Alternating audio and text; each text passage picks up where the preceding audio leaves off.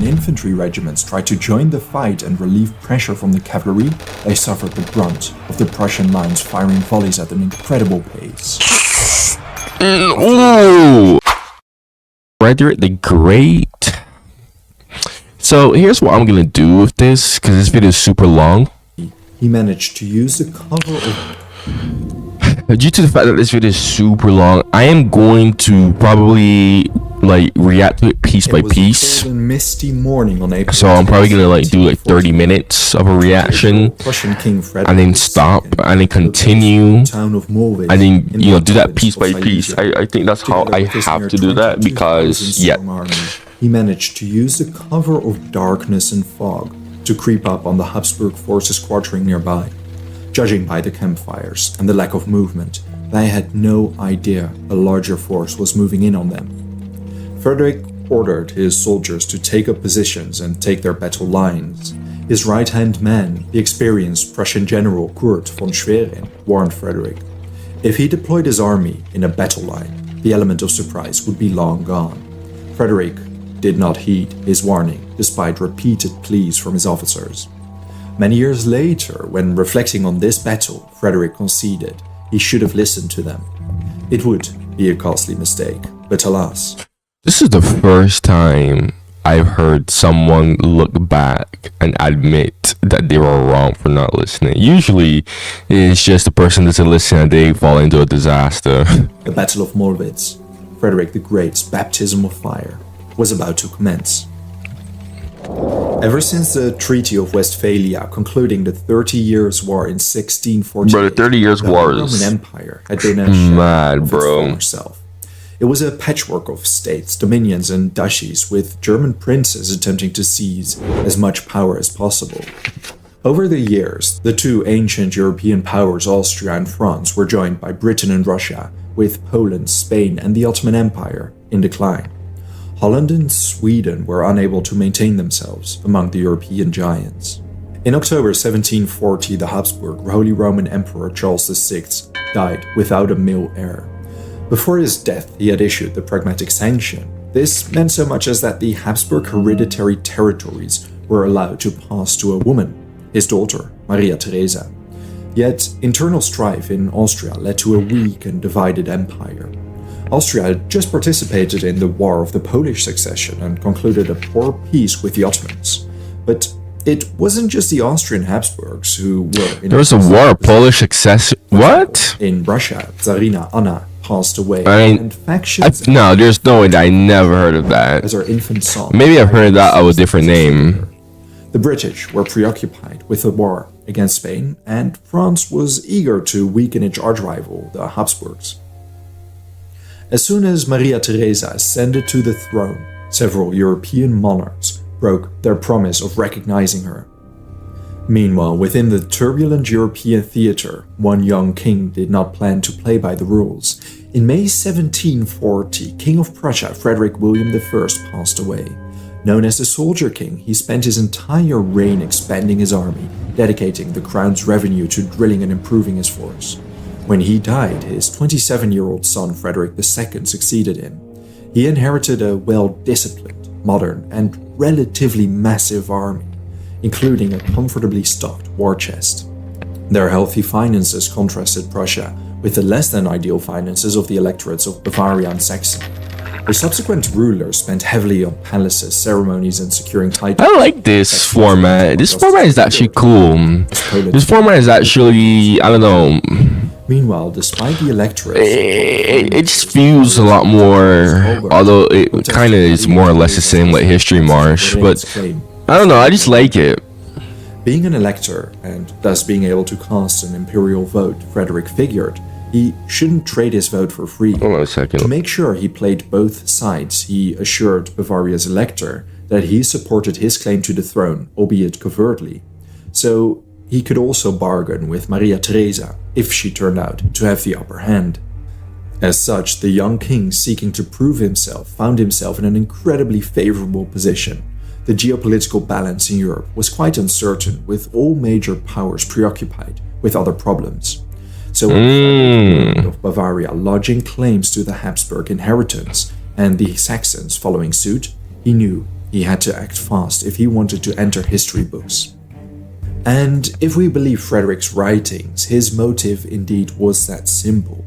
In his own words, the satisfaction of having my name in the journals and later in history seduced me. The logical target would be Silesia, yielding the most tax from Habsburg lands. Moreover, it was one of the most industrialized areas at the time. Using the infrastructure his father left him, he mobilized his entire army much faster than any other European state could. To sketch a timeline, in October, Frederick learned of the emperor's death, and by December 16, his armies crossed the Silesian border. It was an unprovoked and unexpected attack of a minor player against a leading dynasty of the Holy Roman Empire and great power. There were barely any Habsburg troops stationed there, 4,000 at best. By January 17, the entire province was his, except for a few fortresses, among them Brieg and Neisse. All the while, Frederick engaged in active and energetic diplomacy with the ministers at home, European courts, and even with Vienna. Upon hearing of Frederick's callous invasion, the entire Habsburg court responded with shock, horror, and anger. Maria Theresa sent an army numbering approximately 20,000 under Wilhelm Reinhard von Neipperg to retake Silesia via Moravia. There was nothing but contempt for Frederick's obscene actions. Neipperg caught the inexperienced Frederick sleeping, rapidly advancing via the west. Oh, really? Sleeping? It's always when they're asleep or partying or praying. Marching onto Breslau. Neipperg's positioning cut Frederick off from the kingdom, headquarters and supply lines. Frederick now had to hurry back to prevent Neipperg from cementing his position. A race between both armies emerged, trying to reach the other first. Ooh. Frederick received valuable intelligence, however. Several captured Austrian soldiers revealed Neipperg's position nearby the village of Mollwitz. Thanks to the fog and slight drizzle, Frederick's army could close in on Neipperg's camp without them noticing. It was one of the most evident signs of Frederick's inexperience. Instead of using the element of surprise, he took his merry time deploying his army in a battle line, doing everything by the book.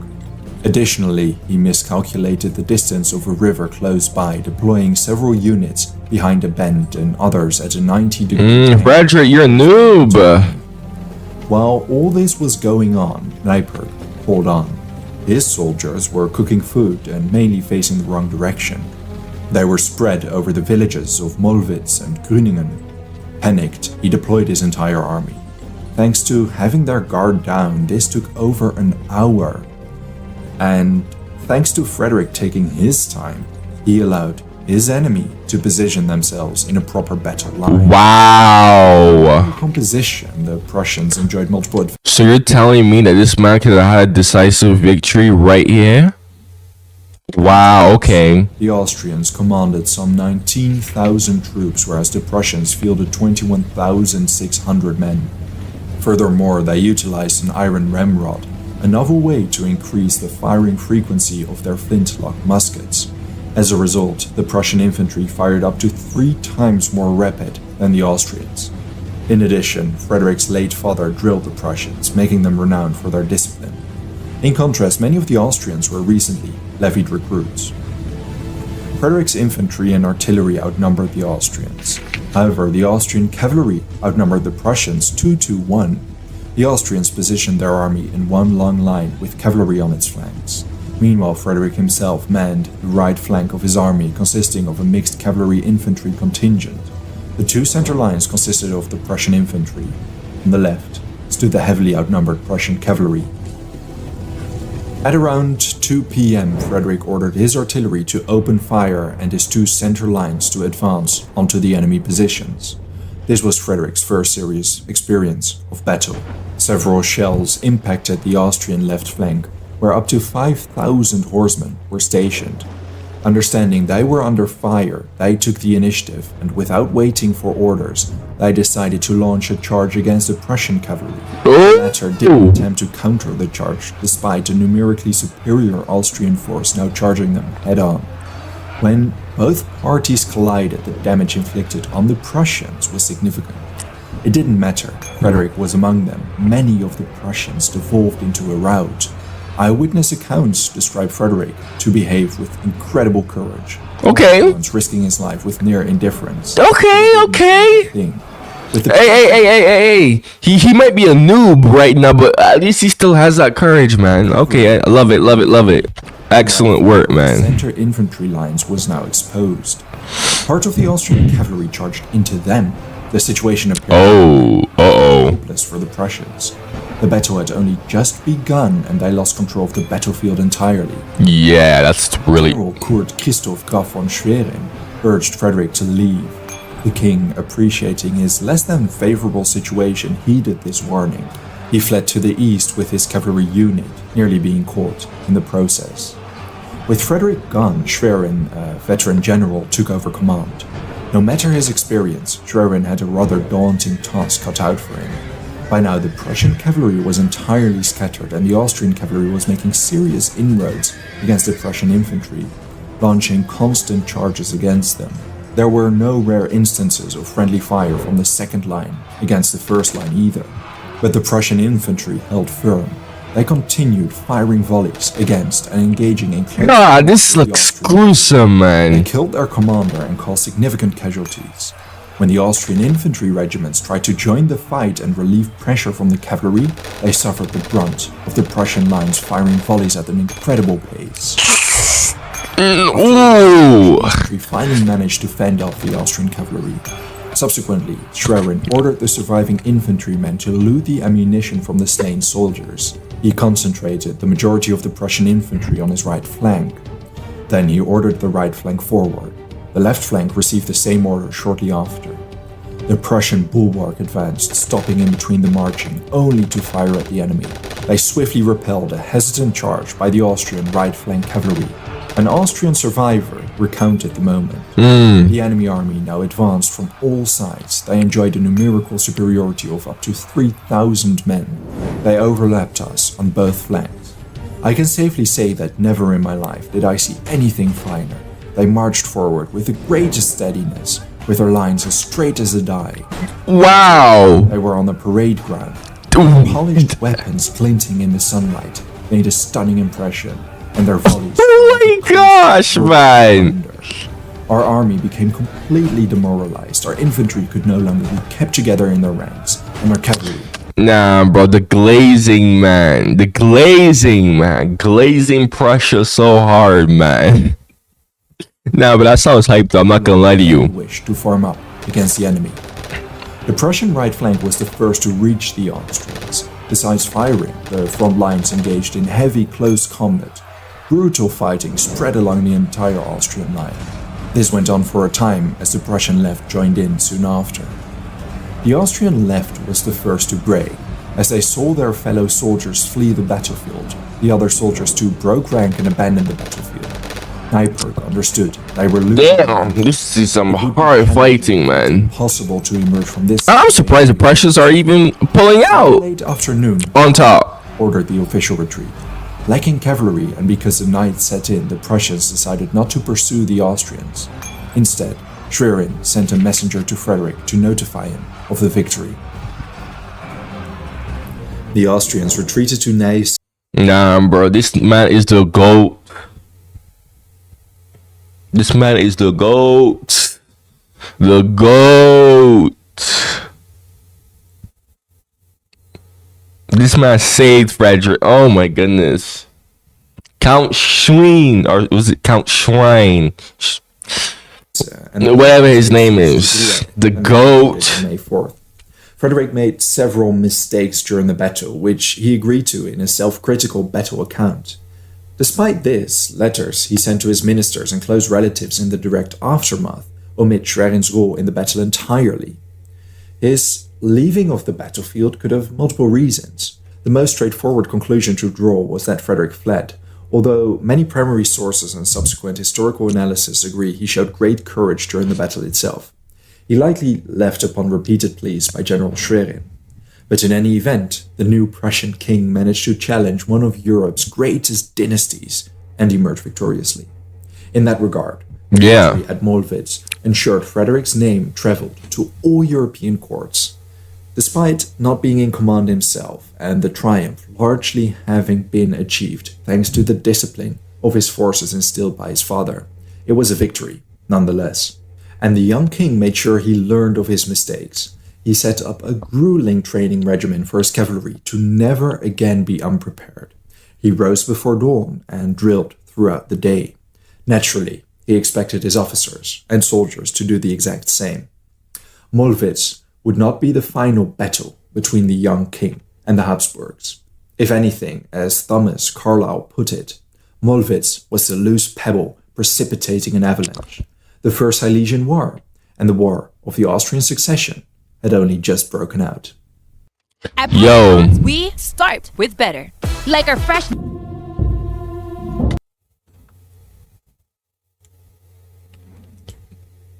Dog. 7 hours worth of this. There's a lot of series I'm reacting to, but I'm reacting to all of them. I'm gonna do it all. Look, man, you made it all the way to the end of this video. Make sure you subscribe. Okay, if you like my reactions, man, make sure you like. This was a nice video. A very excellent video. I do love House of History. I do watch his videos like when I'm not reacting to stuff, because I think House of History is more on the reliable side ish. There are some times where he can have some questionable claims and whatnot, but he's still pretty good. Anyways, man, make sure you just like the video so that my video stays on the algorithm. If you have any suggestion, just comment down below. Thank you for watching, and goodbye.